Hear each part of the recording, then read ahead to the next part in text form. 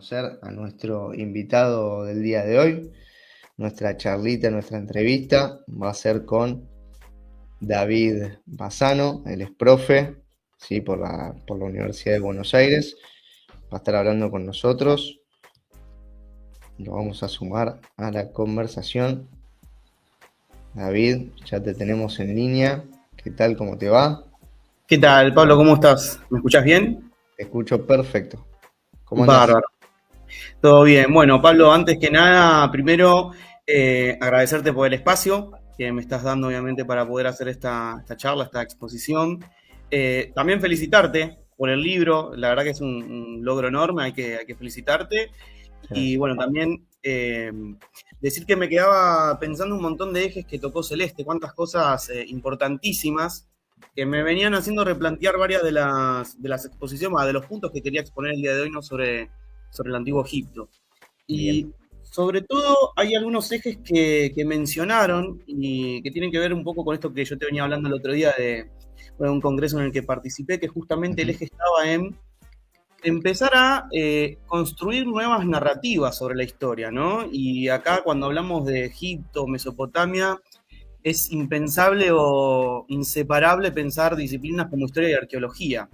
Y justamente la historia, la arqueología, tienen un trasfondo político enorme, sobre todo para nosotros que hemos estudiado, ¿no?, la disciplina de la historia como una herramienta para legitimar el nacimiento del Estado moderno europeo.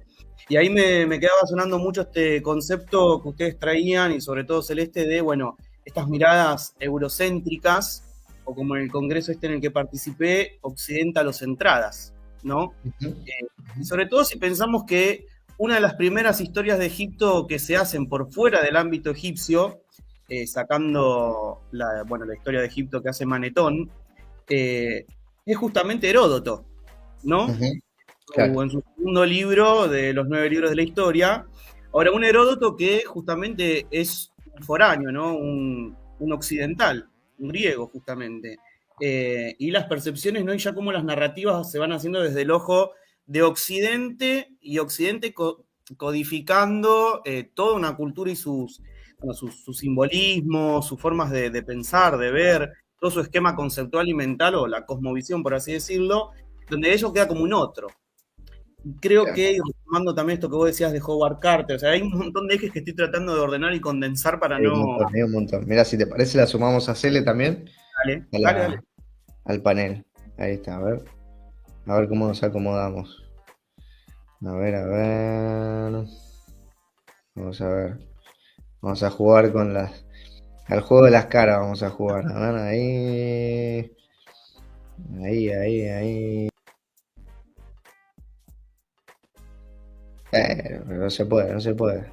Quiero poner primero, David, así te escuchamos atentamente.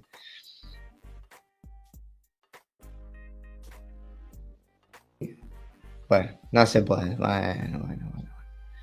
Vamos a hacer esto entonces. Ahí estamos los tres. Ah, bien. Ahí estamos, bien. Ustedes me siguen Eh, escuchando. sí, te escuchamos. Perfecto. Ahí Justamente esto está. era lo que pensaba cuando Celeste exponía, porque digo, qué bueno poder levantar la mano, que tantas veces quise levantarla, porque trazó muchos ejes importantísimos, y sobre todo para los que tenemos experiencia en el aula, ¿no? Porque pensaba también cuando ella hablaba de la currícula, eh, y es interesante que, por ejemplo, cuando vemos la currícula que hay, o el diseño curricular, y sobre todo para primer año, se me vienen a la mente varias discusiones antes de empezar a hablar, ¿no?, sobre Egipto, que creo que todos Ujú, deben estar... Bueno, hablemos de Egipto de una vez.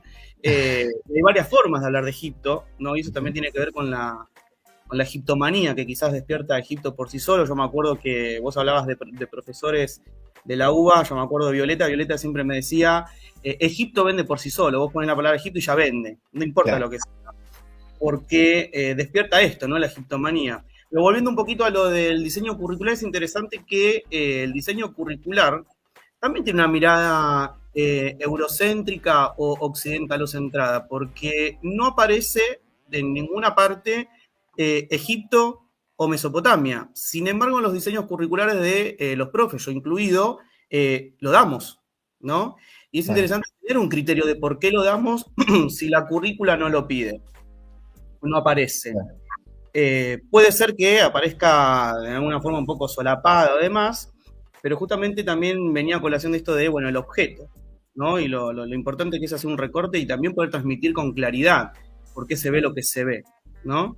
Y me parecía muy, muy interesante esta idea también de que es verdad, la historia no se aprende solo leyendo o memorizando. Recién se me venía a la cabeza, hace poquito terminaba de dar en primero, también con lo discutible que es la edad, ¿no? De los chicos para ciertos niveles de abstracción, y esto a veces lo discuto con algunos profes de historia, compañeros que me dicen, ¿con qué profundidad podemos ver este tema?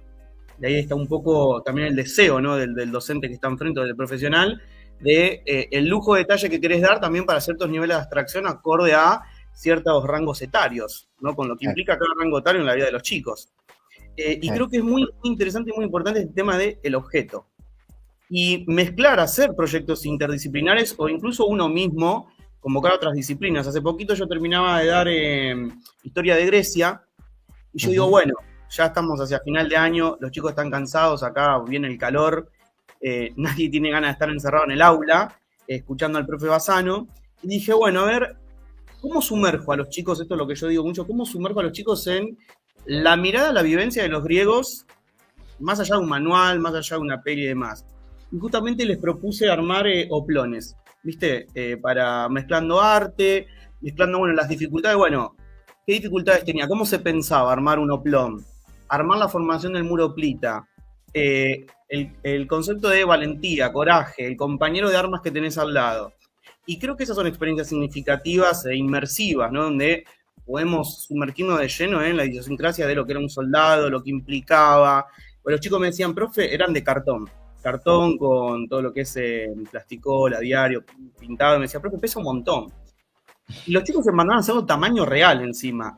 Y le digo, imagínense lo que pesaría el de verdad. Y ahí empezaban los chicos a hablar, ¿no? Y ellos, al meterse ellos en la actividad de lleno, empezaban a sumergirse y a reflexionar sobre, bueno, ¿qué habría implicado para un soldado poder tener esta armadura? Che, y otros decían, bueno, pero tendría que tener plata. Bueno, tendría que ser fuerte. Bueno, hay que ser valiente. Bueno, creo que un poco esto se me venía a la cabeza cuando hablaba Celeste sobre el tema del objeto, ¿no?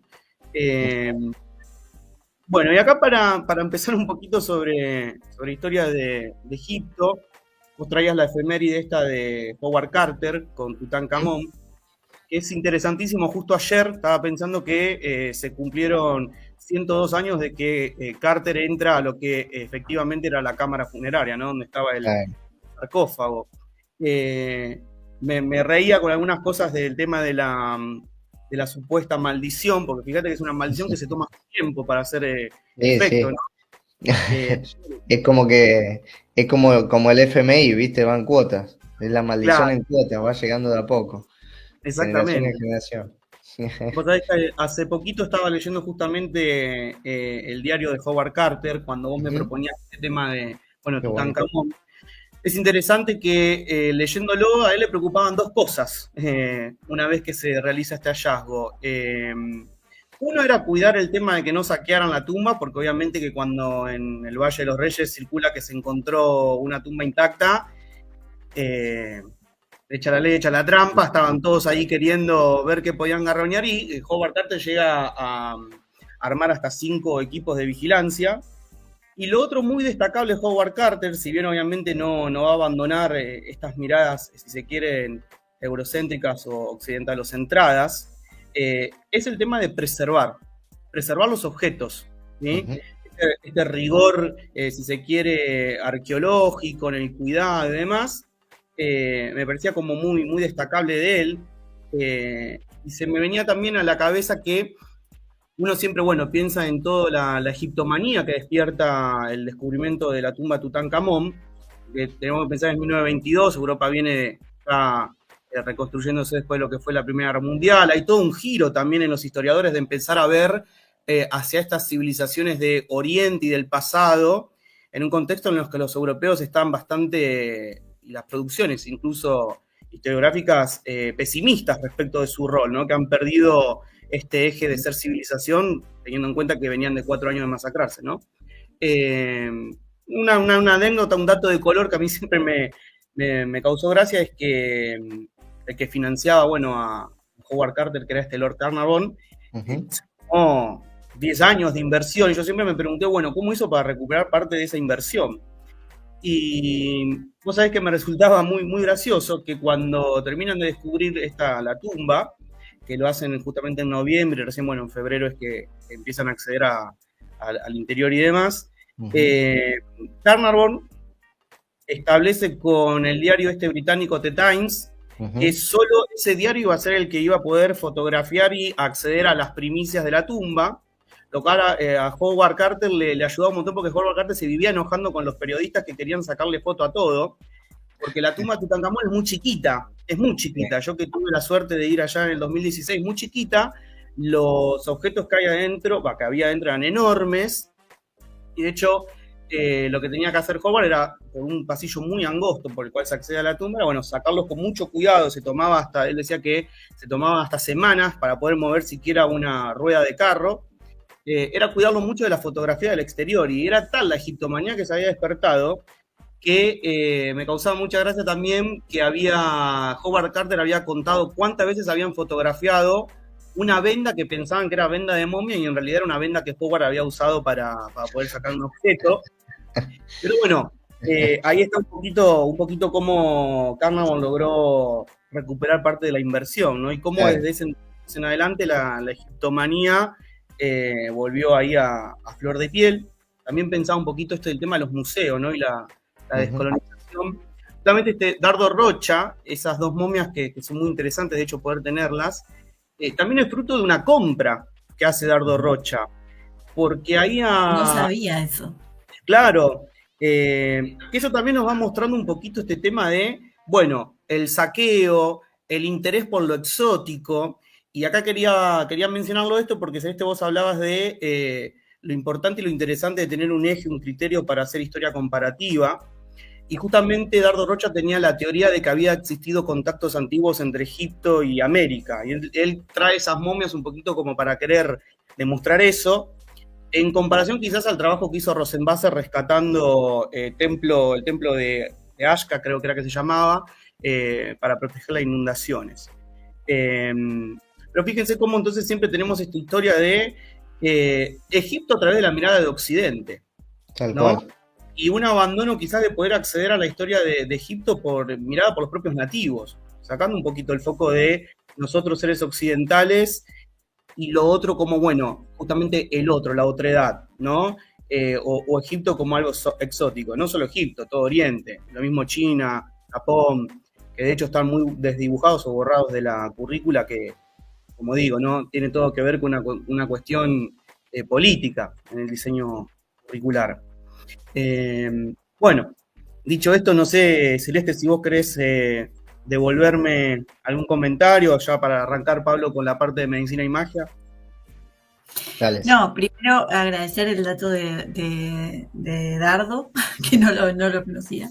No, y te iba a mencionar nada más, cuando comentaste la actividad que hiciste con tus estudiantes que empezaban a ver el tema del peso y demás, hay un concepto que en didáctica se trabaja mucho, sobre todo para la infancia más que nada, pero también aplica a secundaria, que es la corporalización del tiempo. Y cómo los objetos permiten pasar por el cuerpo o permiten acercarse a esas sensaciones corporales de esos tiempos que no se pueden medir muchas veces. Y nada, que es otra potencialidad, no es algo que trata en Santa Cama y Molina, pero sí es otra potencialidad de trabajar con los objetos. Y nada más lo que quiero decir es que hablaste de la tumba de Tutankamón, y bueno, que hace poco una arqueóloga dominicana parece que se está acercando a la tumba de Cleopatra, que todavía no hay novedades, pero bueno, fue hace poco, ahora en mayo del 2024, y nada, que eso puede ser también una noticia para disparar. Pero bueno, David, gracias. Sí, no, los disparadores o datos de color siempre está muy bueno. De hecho, la extrañeza del objeto también es lo que logra captar la atención en un momento en el que yo, si bien tengo posiciones quizás un poco más permisivas con el tema de dispositivos como el celular, que hoy en día son un tema dentro del aula, creo que la tecnología está ahí, va a seguir estando, nos guste o no nos guste, El tema es, como dice un profesor de matemática, muy compañero mío, lograr quizás con estos condimentos hacer que la clase sea interesante o más atrapante que el celular, o incluso que el celular atrape en el aula. Y bueno, obviamente que yo no siempre quiero cargar las tintas contra el docente, porque también dependemos de la materialidad y de los equipos tecnológicos. No es lo mismo nosotros tercer mundo que primer mundo, eso tiene que ver también con políticas educativas, pero creo que hay muchas formas de tejer estos puentes, ¿no?, entre materias. Por ejemplo, este profesor que hace impresiones 3D me permitió hacer una impresión de la paleta de Narmer y llevarla al aula para que los chicos la toquen, la vean. Sí, no, estas cosas son importantísimas. Qué genial eso. Ay. Bueno, bien. Pablo, vos ya fuiste ahí directamente a los bifes. Sí, no era mi intención, pero bueno, apareció. No, perfecto. se me coló el gráfico. Bueno, yendo un poco a la cuestión, digamos, vos lo presentaste como magia y medicina, ¿no? Que es un poco tu tema de investigación. Yo lo que pensaba, bueno, obviamente, el descubrimiento de la momia no solamente es un proceso ritual por el que pasan los muertos, digamos, en el Antiguo Egipto, sino que también es toda una concepción, digamos, de la propia religión, de la vida eterna, del paso, digamos, del fallecido hacia la eternidad, y que tiene implicancias que van también hacia lo social, hacia las estructuras de clase de la propia sociedad egipcia. Y bueno, ahí el aporte en el estudio específico de la medicina y de la magia, creo que nos ayuda a, digamos, el poder avanzar sobre estos estudios, nos ayudan a quitarle un poco el velo de lo exótico y de lo meramente anecdótico a la cultura egipcia, y también, digamos, ir transcurriendo los caminos del análisis social, político, económico, etcétera, ¿no? Entonces, bueno, la idea era que nos cuentes un poco las claves de tu trabajo, más bien también académico, no solamente en el aula, a partir de, bueno, la medicina y la magia en el Antiguo Egipcio. Vos me habías pasado una serie de imágenes, hay una que no sé por qué motivo no estaría funcionando, que creo que es un conjuro, si no me equivoco. Okay. Esa no la tengo, así que yo te diría que vayamos a esta imagen y a la próxima, ¿no? Dale. Pablo, la del jeroglífico, ¿esa se te logra reproducir? No, esa no. ¿No? Ah, bueno, ok. Bueno, quería arrancar con esa. Bueno, un poco explicar de dónde viene este interés mío, ¿no? Por el tema de la medicina y la magia, también para devolverle los méritos a profes que tuvimos nosotros en la UBA.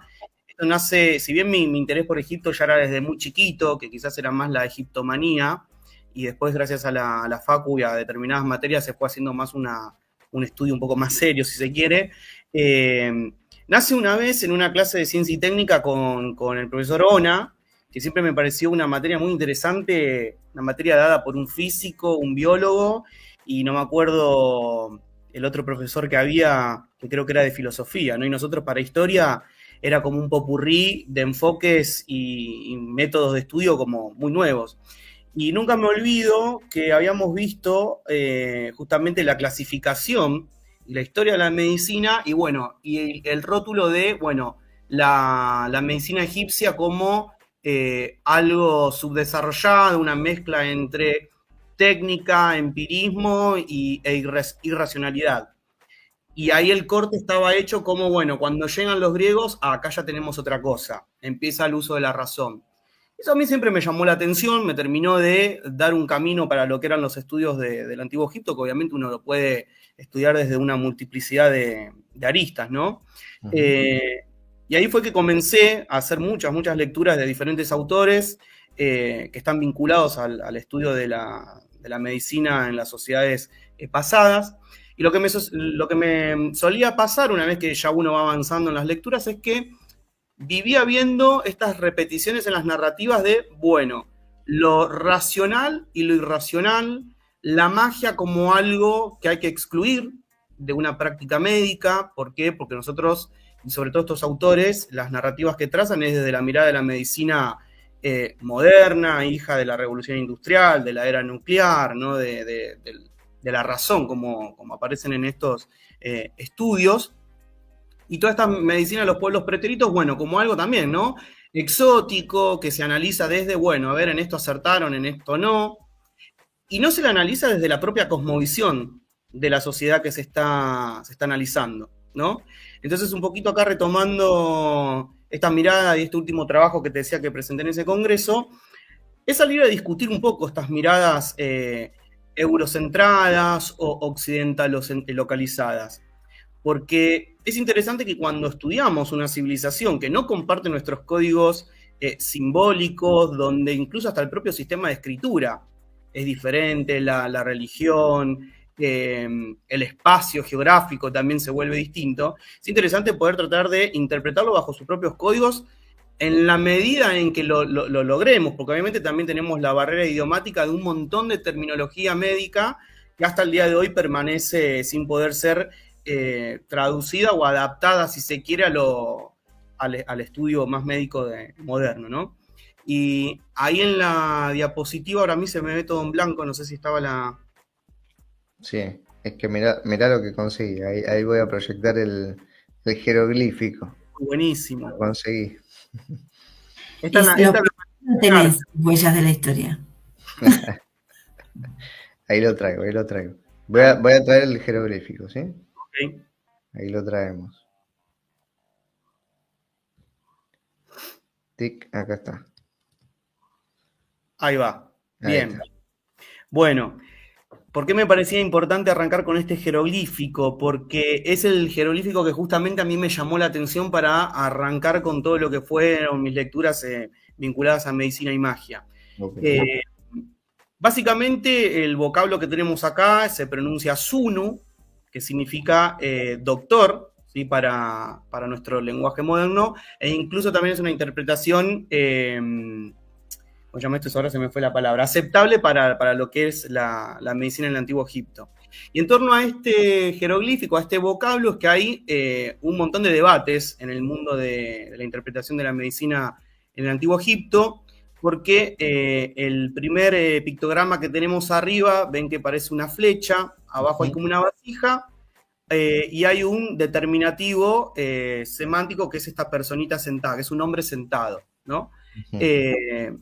Los debates sobre cómo los egipcios llegaron a los conocimientos médicos que llegaron a tener, permitieron y abren un eje de debate muy grande en torno a este jeroglífico, porque muchos dicen, bueno, lo que tenemos ahí es una flecha, lo cual nos está queriendo decir, o que se puede interpretar como que los primeros médicos para la civilización egipcia fueron personas que participaban en la guerra, y al ver las heridas que se producen en una guerra, que obviamente tenemos de todo, desde fracturas, luxaciones, fractura expuesta, no sé, golpe, hematoma, de todo, laceraciones al cuerpo. Dice, bueno, ahí era seguramente el teatro de operaciones de los médicos. Después hay otros que, siempre basándose en el pictograma, y no tanto en la raíz de la palabra, es decir, cómo se escribe la palabra, dicen, bueno, esto en realidad más que una flecha podría ser la lanceta, es decir, una lancita, con la cual los médicos egipcios, los Sunu, podrían haber aplicado las medicinas, los ungüentos, los cataplasmas para los pacientes, ¿no? O para los dolientes. Sin embargo, hay otro estudio que a mí me pareció muy, muy interesante, obviamente sin quitarle mérito a todos estos temas interpretativos, porque obviamente no podemos dejar de lado el tema de la empiria que se pudo haber tenido, obviamente, en eventos como la guerra, aunque también con la construcción, que de eso quiero hablar un poquito con la otra diapositiva, es que la palabra esta Sunu también está vinculada a dolor, al concepto de dolor. Okay. Entonces es muy interesante este diálogo que se puede hacer incluso desde no solo la interpretación de los símbolos que construyen todo este vocablo con estos pictogramas, sino también en la propia raíz de la transliteración de Sunu, Sun, dolor, ¿no? Es decir, que es un vocablo que puede aparecer muchas veces vinculado a distintos tipos de dolencias. Después, bueno, también un poco para discutir con las miradas estas occidentalocentradas o eurocéntricas, yo lo que planteo es que no hay que separar lo que para una civilización estaba completamente unida, es decir, la medicina y la magia. Porque incluso cuando uno se pone a leer sobre estos temas, ve que hay un montón de papiros, que sobre todo abundan papiros y ostraca también para el estudio de la medicina en el Antiguo Egipto. Muchos historiadores dicen, bueno, este papiro sí nos sirve porque es un papiro puramente médico, este papiro no porque tiene magia. Y está la idea de, bueno, mezcla magia con medicina. Bueno, esta idea de mezcla es una mirada occidental.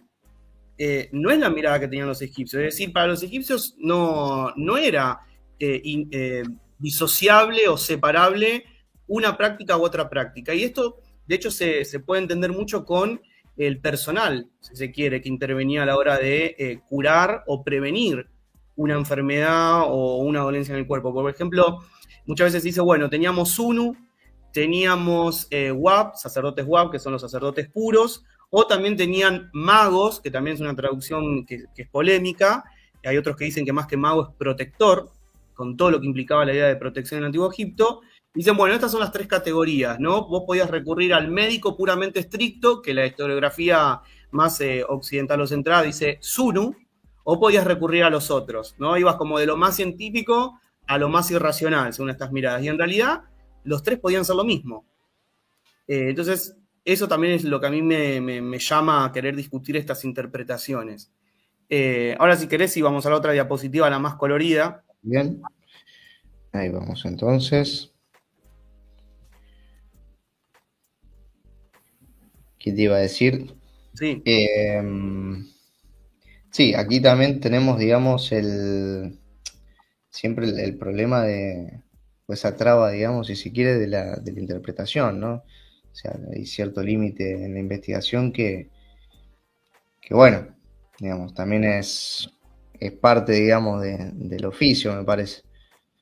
Claro, sí, tal cual, pero bueno, un poco retomando esto, ¿no? Desde dónde se escribe la historia, desde los ojos de...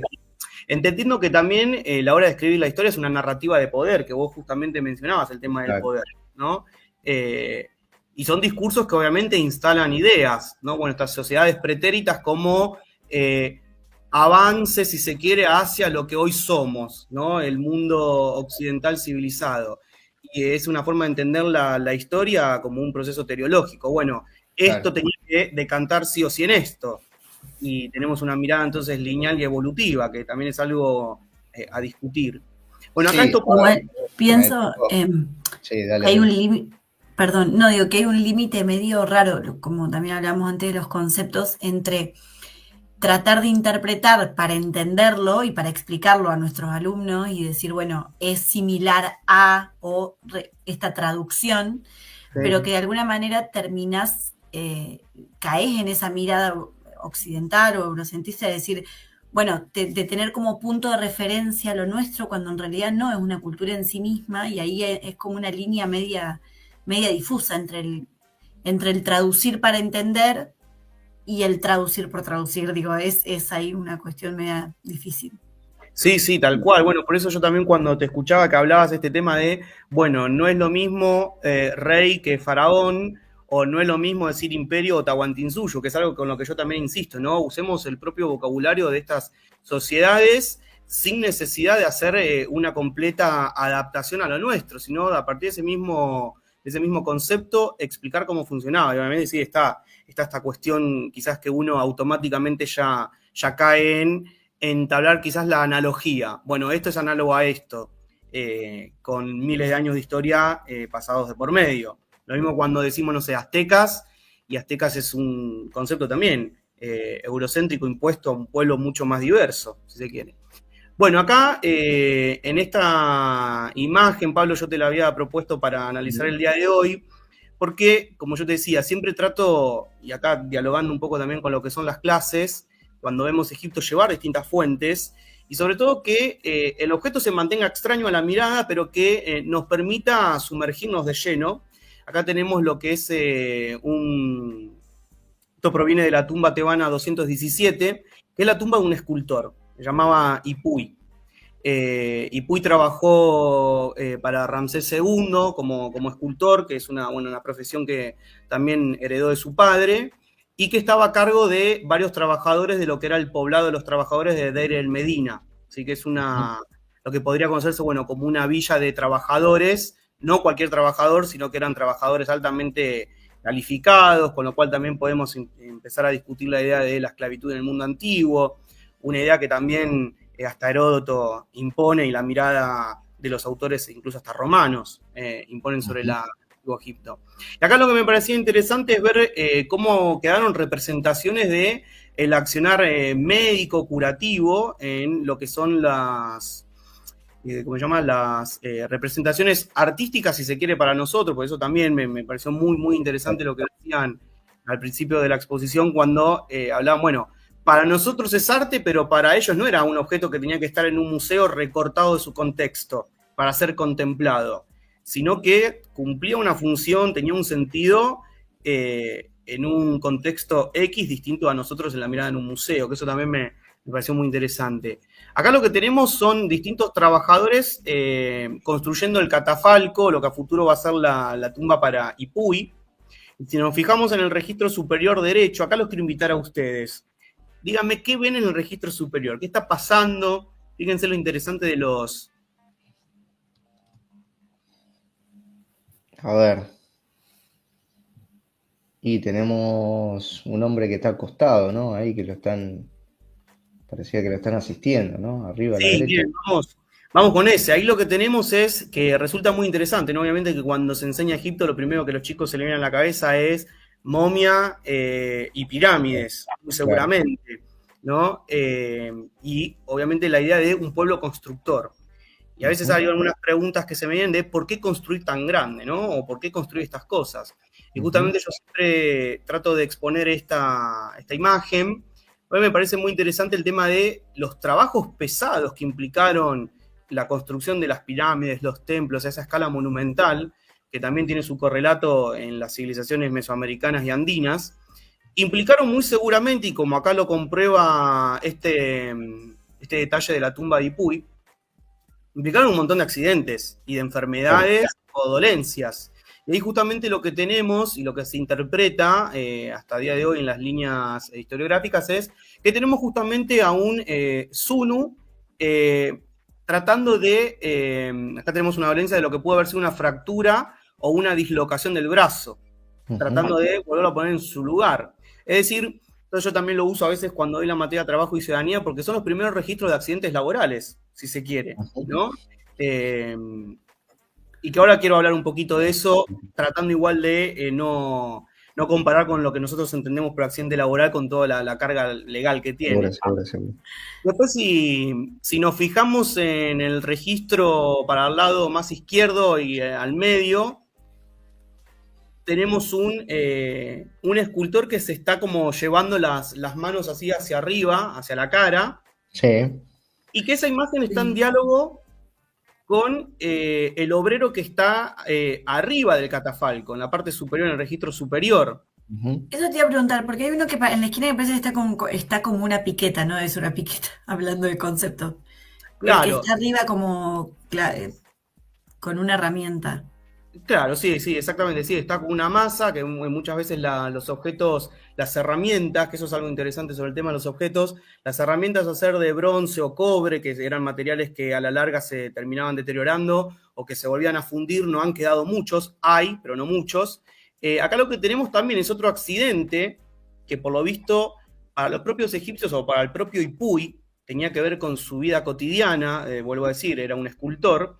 Y resultó interesante para él plasmarlo, porque hay otra cosa, esto está en su tumba, y es lo que lo iba a acompañar a él en el más allá. Las tumbas también son relatos de vida. Yo me acuerdo una vez, charlando con un profe también de historia, me hacía la analogía, bueno, al final las tumbas egipcias son como un Facebook, entras y te cuenta toda su vida, ¿no? Pero hay una necesidad de contarte quién era él, ¿no? Para plasmarlo, para perpetuarlo, para que quede bien en claro, bueno, quién fue, qué logró. Generalmente también son declaraciones de que ha vivido acorde al concepto de Maat. Acá lo que tenemos es un accidente que parece que era muy común, que es que le ha entrado seguramente una granilla en el ojo. producto del cincelado que está haciendo el otro obrero arriba de él. Y si nos fijamos en el registro inmediatamente inferior, del lado izquierdo, que bueno, la pintura no se ha podido conservar, bueno, por el paso del tiempo, pero sí tenemos a un médico que le está tratando de sacar a otro obrero, la arenilla o la arenisca que le habrá entrado al momento de estar cincelando lo que puede ser distintos materiales rocosos, ¿no? Tenemos que tener en cuenta que la piedra era el principal elemento de construcción junto con la madera en Egipto. Y después el último, que también me parece muy gracioso, si se quiere, para lo que es el arte egipcio, es en el registro inferior derecho. Tenemos, no sé si logran ver al obrero que está como agarrado de la columna del catafalco. Sí, como trepándose. Claro, en realidad se está resbalando. Ok. Se está por caer encima del otro. Claro. Lo cual es interesante porque nos habla también de un escultor que trata de mostrarnos la vida cotidiana en su trabajo. Porque también lo que tiene el estudio del Antiguo Egipto es que, y esto retomando también algunos aportes de una arqueóloga que estuvo exponiendo el otro día en el Congreso, Eva Calomino, ella hablaba, bueno, se ha centrado tanto el estudio de estas civilizaciones en los grandes hallazgos, por ejemplo, Tutankamón, las grandes tumbas de los nobles, las pirámides, que se ha perdido un poco el eje en la vida cotidiana y cobra más relevancia quizás una momia que encontrar quizás, bueno, objetos de uso cotidiano que nos permiten hablar e indagar más en el pueblo llano y en el día a día, en la vida de los egipcios. Bueno, acá si querés ya, Pablo, podemos pasar a la otra diapositiva. Bien, algo que me parece interesante, que bueno, quizás después lo mencionás, sí, es, digamos, la pertenencia de clase, ¿no? De estos trabajadores. Un poco... Sí, tal cual. A ver. Básicamente esos trabajadores son como los trabajadores de élite. De hecho, ahí también se provoca una de las primeras huelgas registradas porque los faraones estaban retrasando en el pago. Que ahí también quiero hablar un poco también de lo que eran las dietas que había en el Antiguo Egipto o el menú del Antiguo Egipto, si se quiere, que el pago generalmente consistía en cebolla, en cerveza, podría ser también carne o cereales, si eran pagos, lo cual también nos habla de nuevo esto, ¿no? No es un trabajo esclavo, menos también el de las pirámides, porque se ha encontrado cerca de las pirámides los lugares donde se asentaba esta población de obreros, y se ha logrado comprobar que tenían un servicio médico gratuito, alimentación. Por ende, si hubieran sido esclavos, obviamente que al esclavo considerado como un objeto lo desechás, no gastás en darle atención médica, en asegurarle la comida diaria. Pero bueno, esto también para discutir esto que yo te decía que viene desde hace rato, desde las primeras historias del Antiguo Egipto vistos por los europeos y en particular los griegos y los romanos. De hecho, por ejemplo, hace poco leía que Plutarco odiaba de los egipcios su zoolatría, que amaran a los animales, y llegó a escribir que un gnomo se peleó con el otro porque uno mató un perro y el otro había matado un ave, que se adoraban y que entraron en una guerra, y que eso nunca pasó en realidad. Pero bueno, ahí la mirada en el discurso lo que está tratando de decir, mira, estos son unos bárbaros que se pelean, claro, exactamente, unos bárbaros que se pelean por animales. Bueno, acá esto tiene que ver con un relieve en la tumba de Ankh-Major, que tenemos también lo que son los procedimientos de la circuncisión, que también, bueno, hay varios registros de esta práctica en el Antiguo Egipto, vinculadas también a la cuestión del aseo, de la limpieza. Ahora acá no me voy a poner a traducir los jeroglíficos, pero a mí me resulta gracioso porque hay uno que dice, hazlo sin dolor, en ese momento, tales prácticas, ¿no?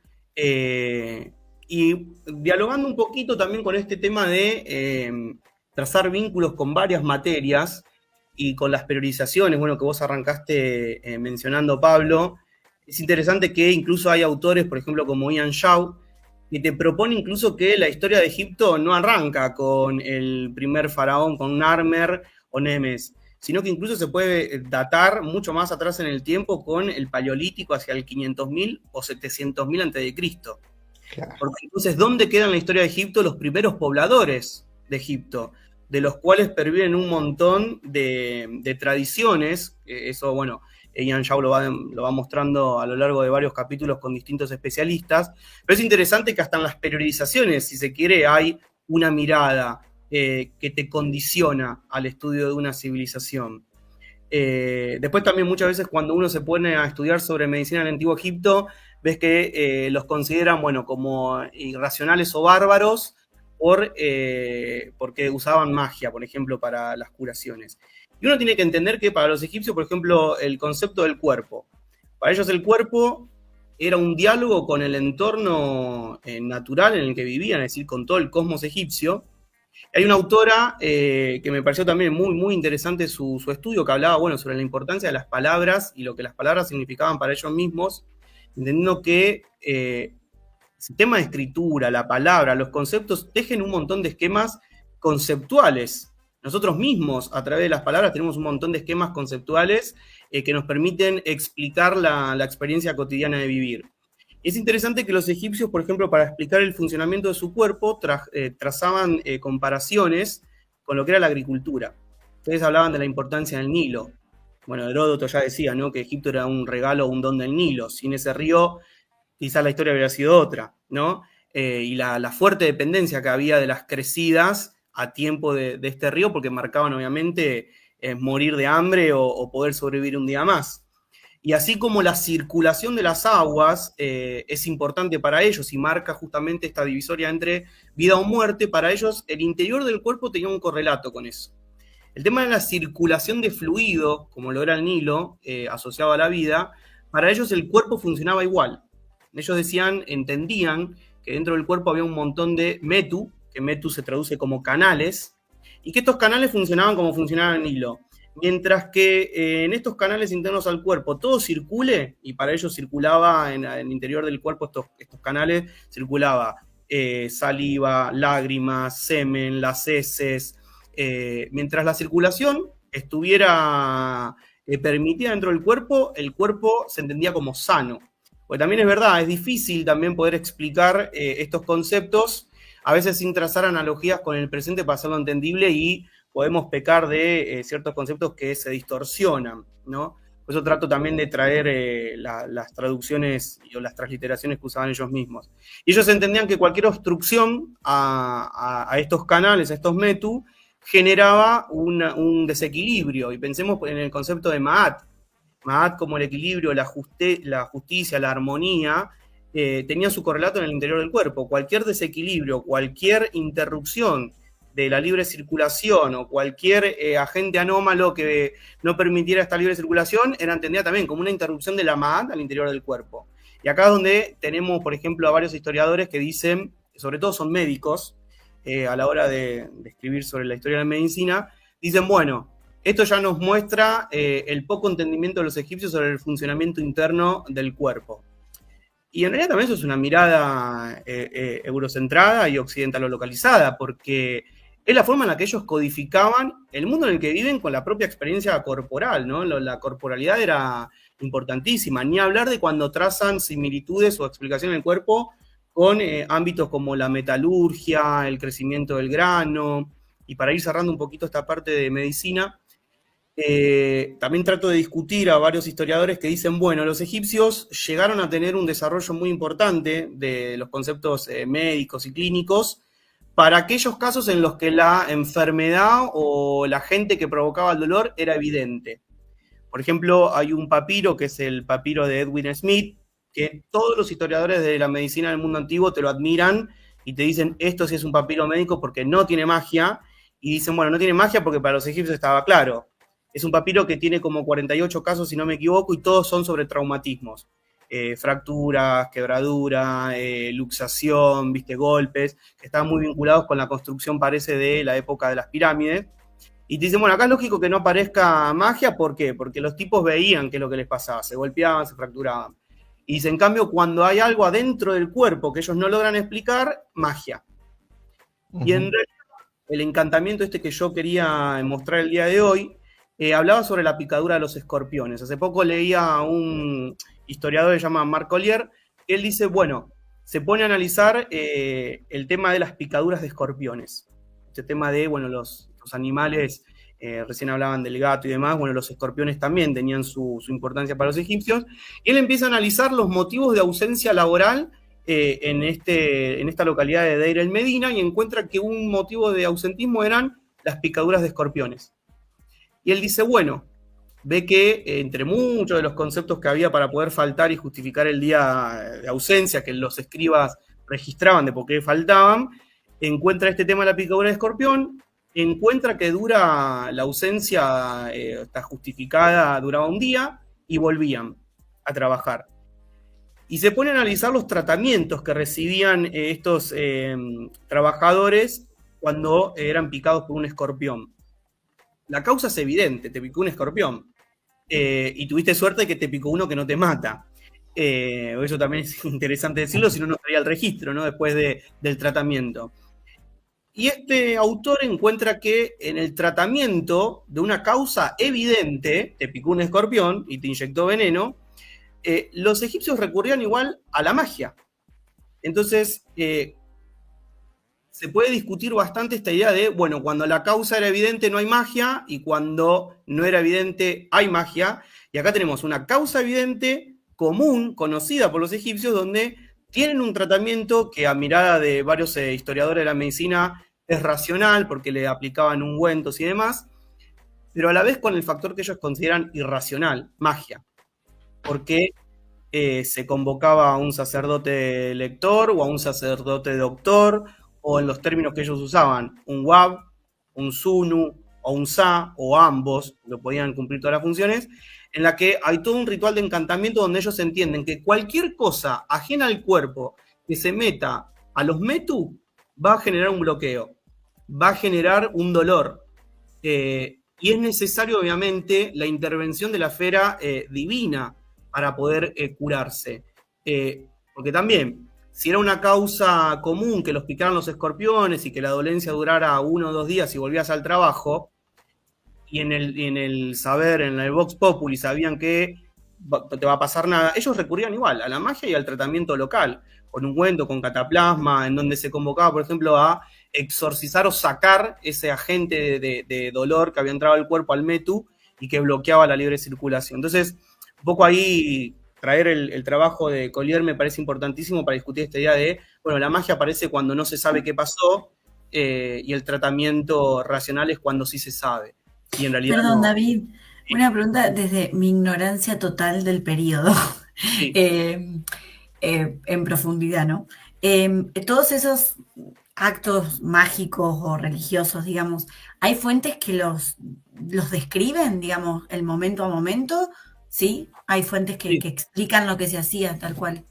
Claro, vos tenés fuentes, pueden ser los papiros médicos, que te digo, está el de Edwin Smith, está el papiro Evers, está el de la Hun, hay un montón de papiros, pero también hay otras fuentes, como lo son los ostraca, que eran pedazos de cerámica, donde los egipcios dejaban desde encantamientos, desde recetas, porque el papiro era muy caro.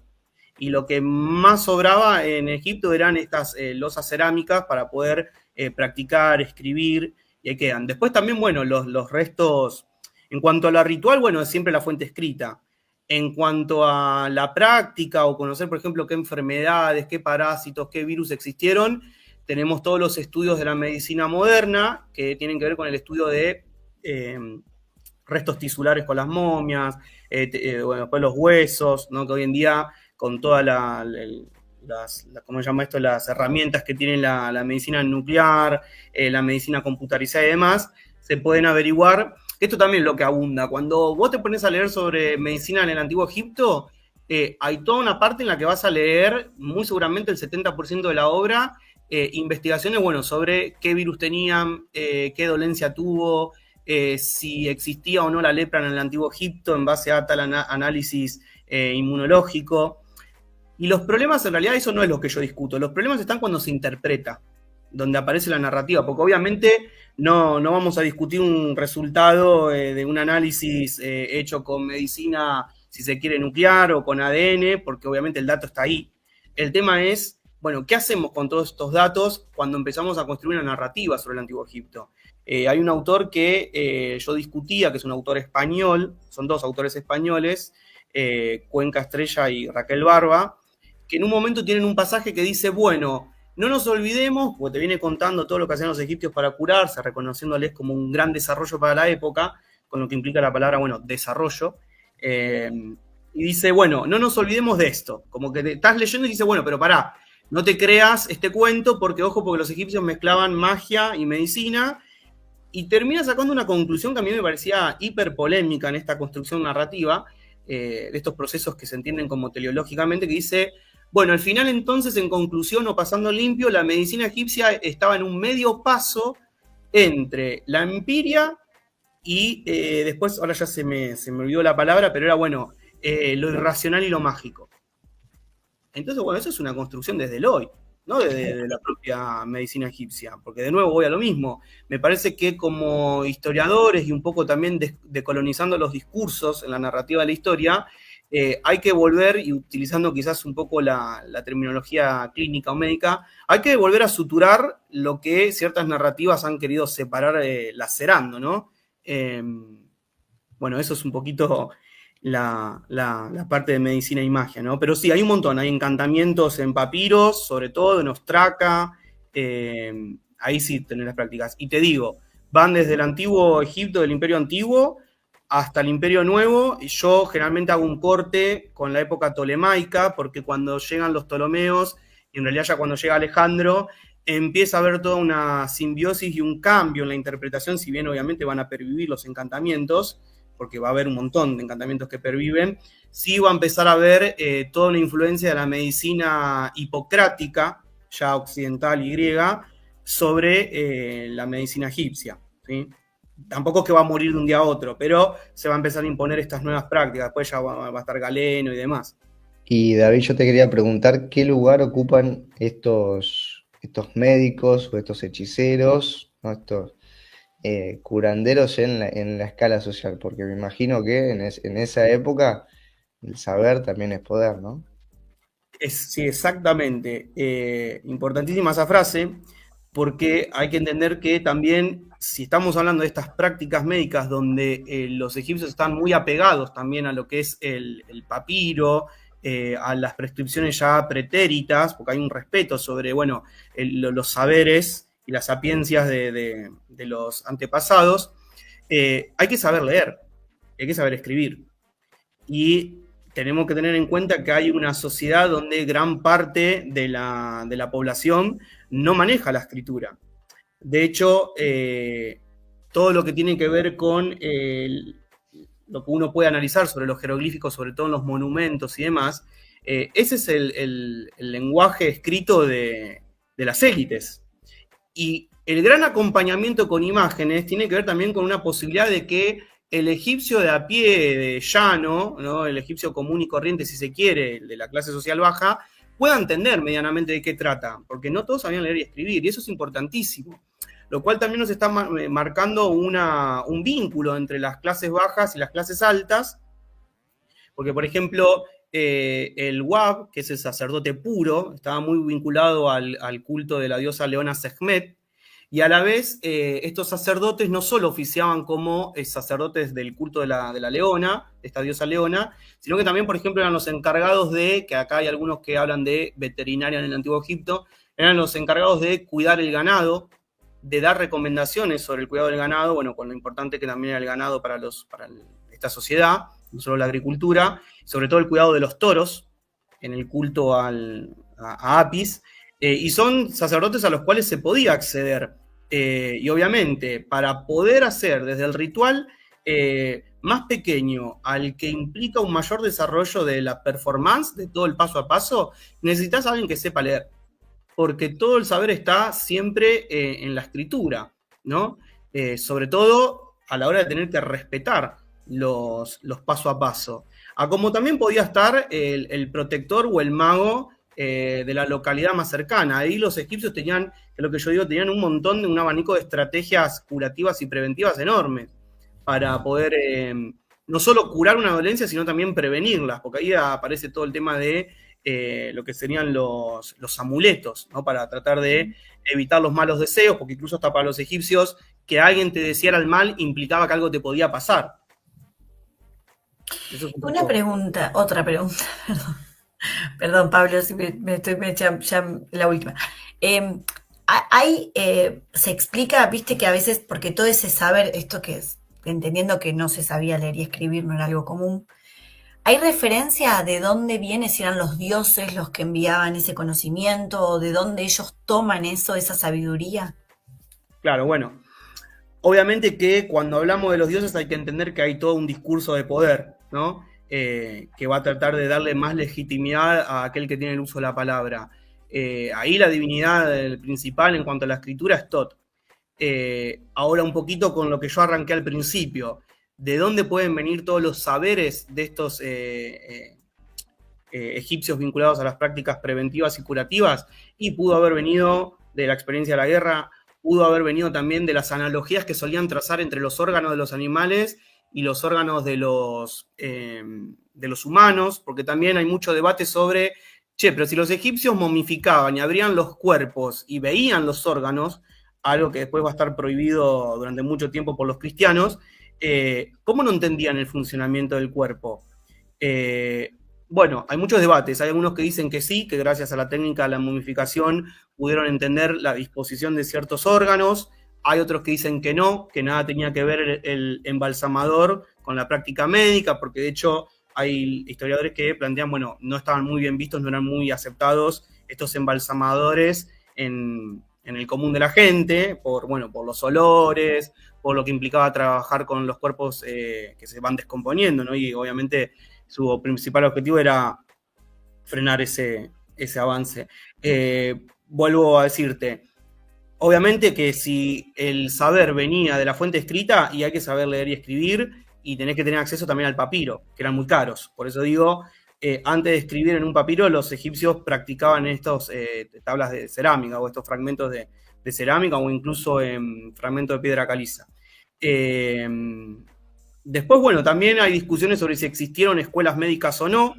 Se reconoce por medio de un encantamiento que ya para el Imperio Nuevo pudo haber habido una escuela, o lo que podríamos llamar como una escuela, en Per Bastet, el lugar de Bastet, y ya creo que para el periodo tardío en Sais, como dos centros de formación, si se quiere, médica, o quizás lugares donde había papiros a los que se podía acceder a la temática de curación y prevención. Esos podían ser todos los recursos a los que se podía tener acceso. De hecho, es interesante, y acá para cerrar un poco, que el mismo Homero, en la Odisea, reconoce a Egipto como, creo que es en un momento en que Odiseo hace una mención, o uno de los tripulantes hace una mención a la tierra de Egipto, y se habla de, esa tierra llena de hierbas medicinales y de especialistas en distintas dolencias. Y ahí también, ¿no? Tenemos también una mirada occidental sobre Egipto y el tema de los médicos. Lo cual hay fuentes que hablan de que varios reyes pedían ser atendidos por médicos egipcios para distintas dolencias. Claro, tenía un lugar preponderante, digamos, también, digamos, en el resto del eje mediterráneo, ¿no? Claro, sí, interesante, sí. Qué interesante. Bueno, a ver, para la gente que está aquí conectada en el chat, vamos a estar sorteando, digamos, al primero que ponga la quiero, vamos a estar sorteando la revista de Papiros de Egipto, ¿sí? Les muestro la tapa para que la vean.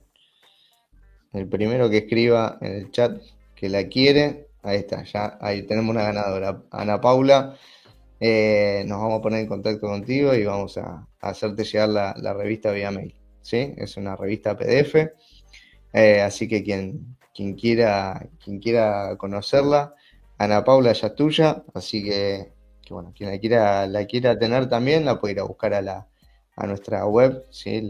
La revista Papiros de Egipto, ¿sí? Así que bueno, felicidades Ana Paula, toda tuya. Ahí está. Bien, bueno David, no, súper interesante, la verdad que nada, se abren muchísimas puertas obviamente para seguir pensando, para seguir analizando, bueno, es un tema inagotable, me parece que esto, ¿no? Bueno, también llevarlo al aula, creo que la parte como, digamos, como recurso también pedagógico, didáctico, está bueno como, qué sé yo, una cuestión quizás algo llamativa, que nos abre la puerta para explicar un montón de cosas que a veces, nada, también lo más famoso son las momias o las pirámides, ¿no? Y bueno, todo este aspecto también creo que revaloriza a toda una cultura, ¿no? Que a veces, bueno, por esta mirada también medio occidental se queda en lo exótico, ¿no? Claro. Entonces, también la ponen, bueno, en el concierto, digamos, de las grandes generadoras de conocimiento, digamos, por lo menos del ámbito mediterráneo, ¿no? Bien, bueno, muchas gracias. Sí, ¿Puedo hacer David. una pregunta más? Sí, dale. Pero ya es más a David y como historiador que de Egipto en sí, porque mientras vos hablabas de los encantamientos, de la magia o este tipo de rituales, a mí Perdón, se me si viene alguien también en el chat tiene alguna pregunta que quiera eso, sumar sí, sí, ahora, sí. de último momento, Hay una pregunta que quiero responder ahora cuando... Ah, en el dale. chat, ¿querés responderla del chat? Después te la hago No, a la mía. sí, decime y ahora que creo que Pablo que tenía que ver algo con los casamientos y una cosa más, pero sí, Dale, pregúntame y... dale, Vale. sí. No, mientras hablas de esto, a mí se me viene todos estos rituales que a veces existen de curar el empacho, bueno, ¿no? Y digo, vos mediante un método científico, que es la consulta a las fuentes, te está apareciendo, os digo, te está apareciendo cierta información que a veces la ciencia pone en duda, esto que vos decís, este vale, este no vale, y a vos como investigador, como historiador, de repente no te pone en jaque con estas prácticas, no empezás a decir, che, quizás hay algo de cierto entonces en esto de curar el empacho, o digo, esto que te trae la cultura egipcia, ¿no te pone en jaque esto que la ciencia pone en jaque en el presente? No sé si me explico.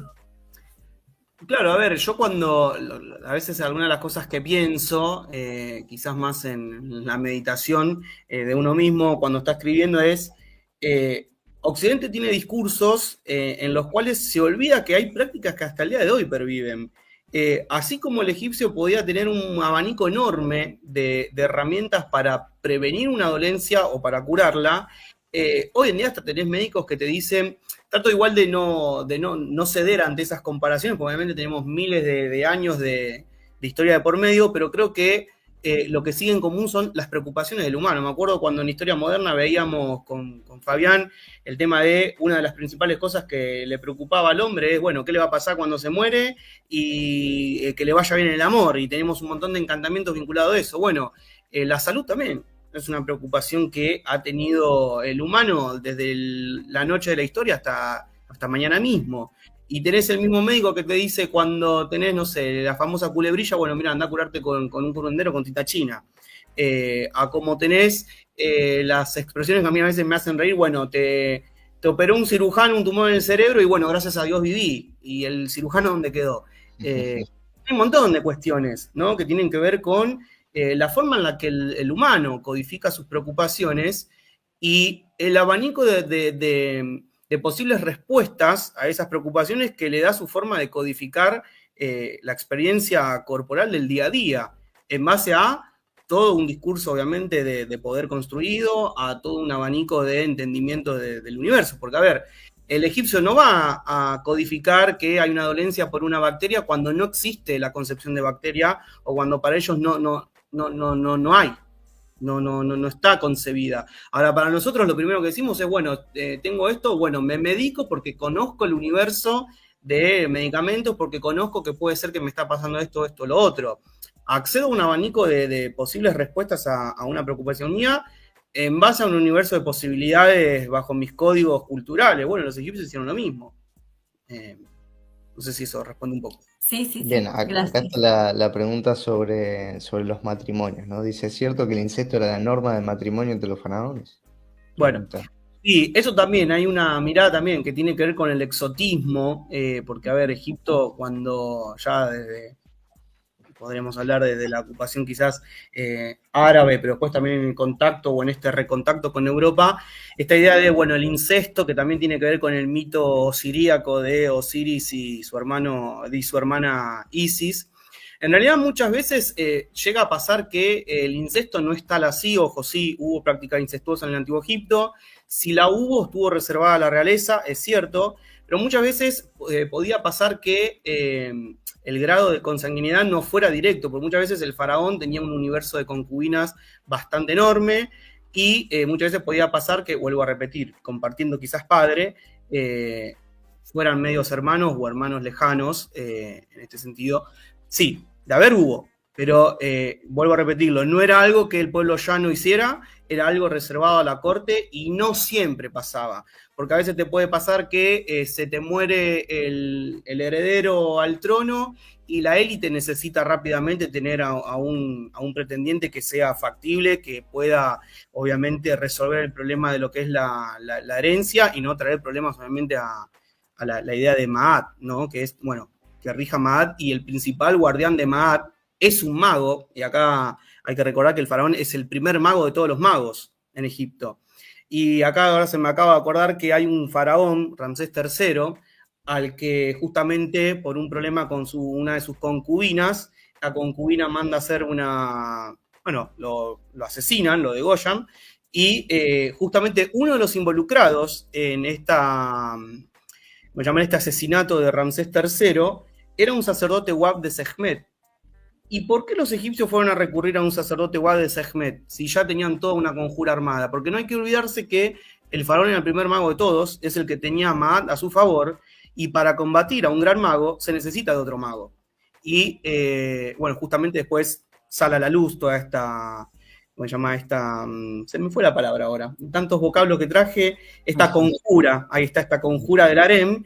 Después, bueno, se termina sabiendo quiénes fueron los conjurados y obviamente no tuvieron un muy lindo destino, pero justamente uno de los conjurados y que fue necesario tenerlo era un mago, porque a un mago lo contrarrestás contra otro mago, en un universo donde la magia para ellos no es algo como sobrenatural, sino que está dentro del orden de lo posible. Porque nosotros también entendemos la magia como algo en el orden de lo imposible, fuera de lo habitual, y para los egipcios en realidad la magia está dentro de su propio orden. De hecho, la magia, Heka, es un regalo de los dioses, no es algo impensable, es pensable, es codificable. Para nosotros, por eso también el término magia tiene que ver con un orbe distinto a nuestra cotidianidad, y para ellos, en cambio, todo era magia. La creación era un acto mágico.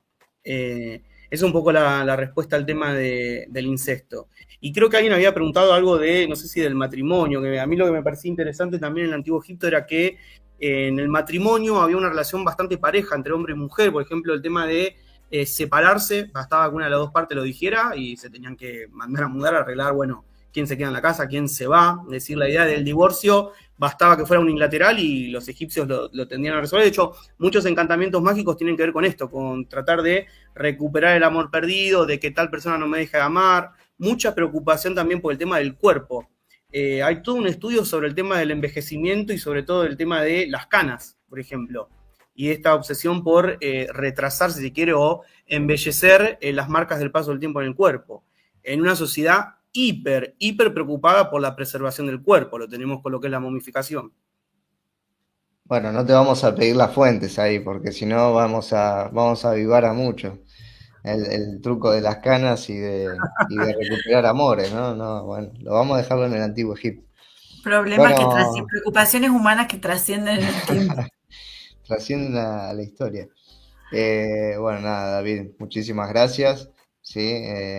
Por estar ahí del otro lado. Vos nos habías traído algunos libros ahí, a ver, déjame que los traemos a colación para que los comentes muy rápidamente y también queden ahí como referencia para la gente. Dale. Dame un segundo. Acá los tenemos. Bien, ahí vamos.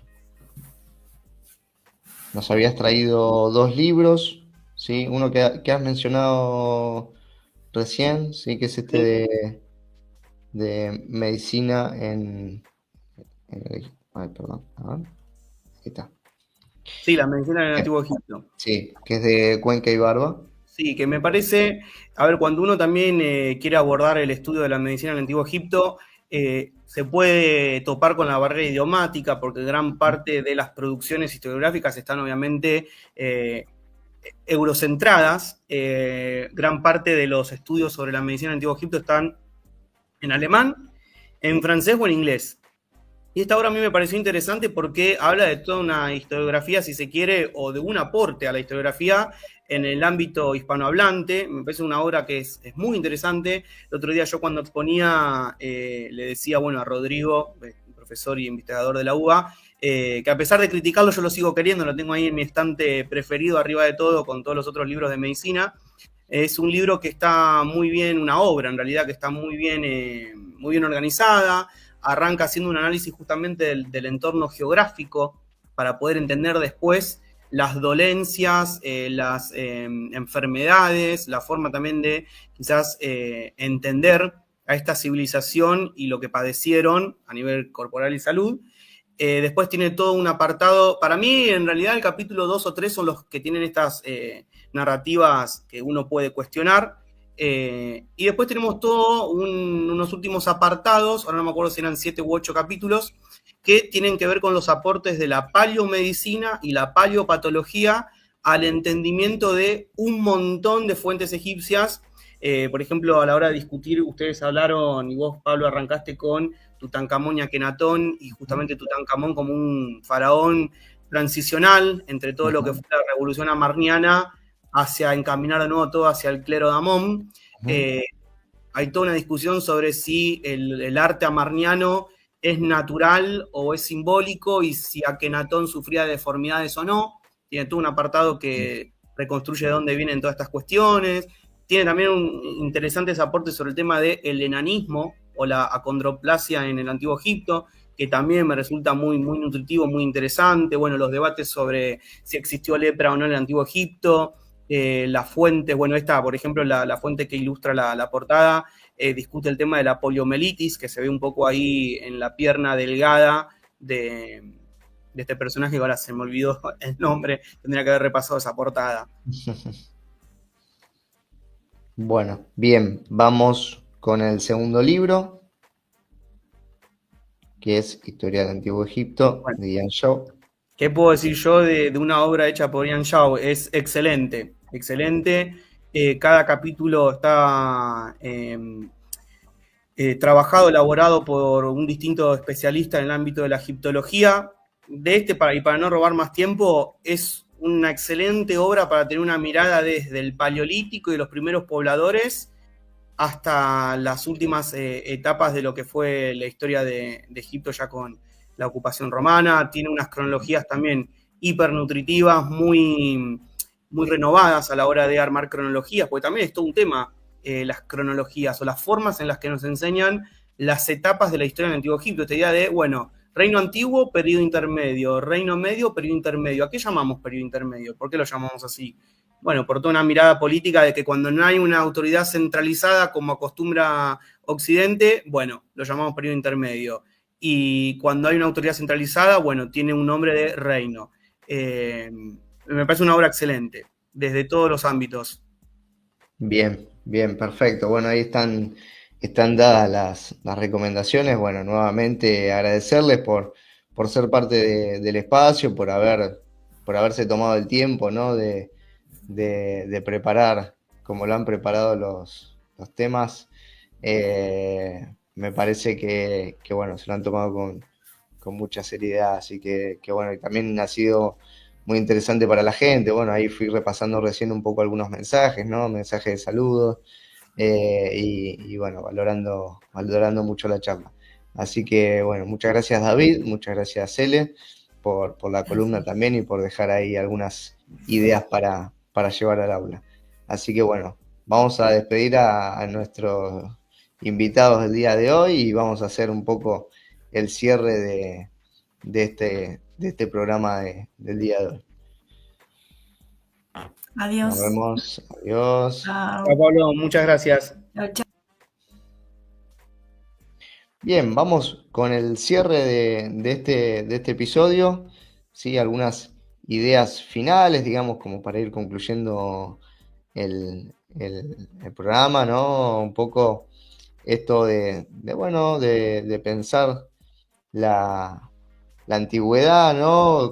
Con estas barreras que tienen justamente la lejanía del tiempo, que es algo que nos queda lejos, pero que, bueno, tenemos algunas lógicas en el comportamiento de las sociedades, ¿no? Y como veíamos recién, también el comportamiento de las personas, hasta lo más general, ¿no? Como la medicina, hasta las preocupaciones que nos decía recién David sobre los amores o la vejez, ¿no? Que son quizás cosas que llegan a hoy en día, ¿no? Y que, bueno, además de tener esta mirada un poco eh, que nos lleva quizás a lo exótico, al fetiche o al museo, ¿no? Hacernos preguntas, ¿no? Como más generales y que también nos ayuden a pensar nuestro presente, ¿no? Bueno, ¿qué preguntas nos podríamos llegar a hacer un poco sobre cómo surge el Estado, ¿sí? ¿Por qué se dividieron en clases sociales? ¿Qué roles tenían esas clases sociales? ¿No? Pensar, bueno, había médicos, sabían leer, eso ya los ponía en un lugar distinto. Esta idea también del saber que otorga poder, ¿no? El manejo del culto, el conocimiento del paso a la eternidad, el conocimiento de los dioses, las lógicas, ¿no? De poder que se construyen alrededor de eso, bueno, es la fuente, digamos, de diferenciación de las clases sociales en aquellos tiempos, ¿no? Y después me parece que está bueno también ya si uno se metiera más en la historia política o económica también, bueno, ver cómo se ejerce el poder, si ese poder siempre es violento o si hay consensos, ¿no? Un poco también lo que contaba recién David, bueno, los esclavos, está bien, estaban esclavizados, pero tenían la comida asegurada, tenían la vivienda asegurada, ¿no? Tenían la medicina asegurada, entonces esas eran formas de establecer consensos. Si hubiera sido una esclavitud mucho más brutal, quizás el grado de control sobre esas personas hubiera sido más difícil, ¿no? Entonces, bueno, son cosas que podemos ir pensando, que podemos ir trabajando no solamente en el aula, sino también, bueno, en el día a día de pensarnos hacia el presente, ¿no? Y de traer un poco esa historia de Egipto a hoy en día, ¿no? Darle un sentido en el presente. Bien, vamos llegando entonces al final del programa. Los invitamos a seguirnos en @huella de la historia en las redes sociales, tanto en Instagram como en Facebook o en www.huelladelahistoria.com. Van a poder encontrar nuestra web con todo el contenido. Ahí están también las revistas históricas que pueden ir a consultar, a descargar y, bueno, darnos una banca también desde lo económico, digamos, a este proyecto de Huella de la Historia. Y bueno, siempre suscribirse al canal, ¿sí? Seguir apoyando desde ese lado, ¿no? Y bueno, nuevamente y para cerrar, ¿sí? Invitarlos a la presentación del 5 de diciembre, los que estén aquí en España, los que estén en Málaga particularmente, en la Biblioteca Damaso Alonso, en la calle Alcalde Nicolás Maroto, Ciudad Jardín, en Málaga, ¿sí? Están invitados e invitadas bueno, a esta presentación del libro que hicimos con Sar Alejandria, para poder, bueno, difundir la historia también desde el lado editorial. Así que, bueno, van a ser todos muy bienvenidos. Obviamente voy a estar llevándome una camarita, lo voy a estar filmando y después voy a estar subiendo al canal de YouTube lo que fue esa presentación para que, bueno, los que están un poco más lejos también vea de qué va a ser esa charla, ¿no? Va a estar muy bueno. Así que, bueno, gente, muchas gracias por estar del otro lado en este programa número 1 de esta nueva temporada número 5 de Charlitas de Historia. Si quieren ver capítulos anteriores, están todas en el canal de YouTube, ¿sí? Huella de la Historia. Así que, bueno, gracias por estar del otro lado y bancar siempre cada una de nuestras iniciativas. Saludo grande y nos estaremos viendo el miércoles que viene. Un abrazo. Chau, chau.